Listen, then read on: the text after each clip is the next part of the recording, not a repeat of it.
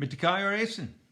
The United Nations recently conducted a global survey, I'm sure you knew about it, consisting of exactly one question. Please, give us your honest opinion of how to find a solution to the food shortage in the rest of the world. The survey was a complete disaster. See, in Africa, they didn't know what food meant. In Eastern Europe, they didn't know what honest meant. In Western Europe, they didn't know what shortage meant. In China, they didn't know what opinion meant. In the Middle East, they didn't know what solution meant. In Russia, they didn't know what please meant. And in the USA, they didn't know what the rest of the world meant. Now that's a funny joke. It makes some rather pertinent observations. But if you're of a certain mindset, you can be offended.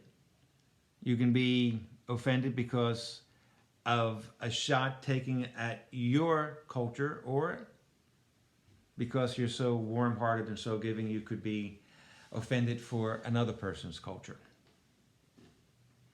Here's the thing. There's a difference between healed and unhealed persons. If you're unhealed, well, you can take offense just about anything and everything, and there's a lot of people that do. If you're healed, you realize that the actions and behaviors and thoughts of others have nothing to do with your actions and behaviors and thoughts. You don't let it get you down. And every single day, every single hour, every single moment, we have the choice. All 7.5 billion plus of us have the choice of being healed or unhealed. Funny joke.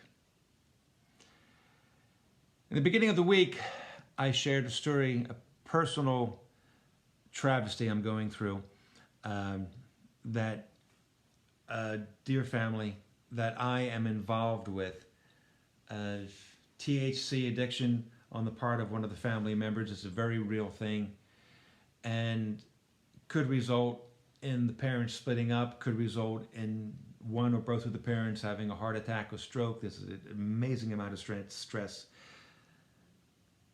It could result in the child being assaulted, could result in some really bad things, because some really bad things have been piling up for the past year. It's not a good situation. And at the same time, what's going on in the world and this society is not a good situation. Such polarization. And it's really, you got the same factors, the same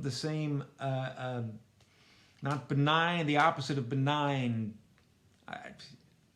Go with evil if you want. These evil things that are working on people's minds and souls. This rotting.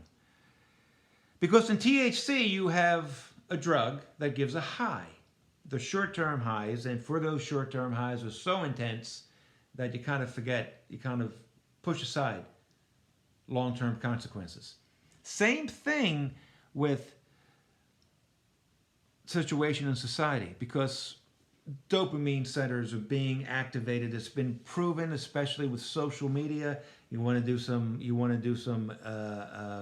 virtue signaling, and you want people to approve of what you're saying and what you're doing. That's a high. I keep thinking about this one guy that I saw on a video clip. He was with a bunch of people, and there were some well-to-do folks coming out of a restaurant. They were elderly people, and this was in the midst of all the George Floyd riots. This was a white guy, and the white guy got in the face of the elderly couples walking across the street, fingers flaring, middle fingers flaring, and all kinds of profanity, yelling at the top of his voice. This was a high. And I don't know what kind of high he's been looking for since then. I don't know what kind of high he's going after right now. The fact of the matter is, we are addicted to these short-term gains, and we tell ourselves that these short-term gains are evolving and pushing us toward a greater society and toward a greater us. But this is not true. The truth is that as long as we look for something external to bring us bliss and confidence and purpose. As long as we look to something external, that happiness, even if we have it, even if we quote unquote find it, it'll be so tenuous. We'll be constantly looking over our shoulder to see, looking for people who are trying to steal it away. Hyper vigilant. That purpose comes from within. And once we find it, once we find that bliss that comes from that type of confidence, then we really do project it to the world. And then we really do contribute to the world and help make it a better place. And when we're all doing that, oh my God, nirvana.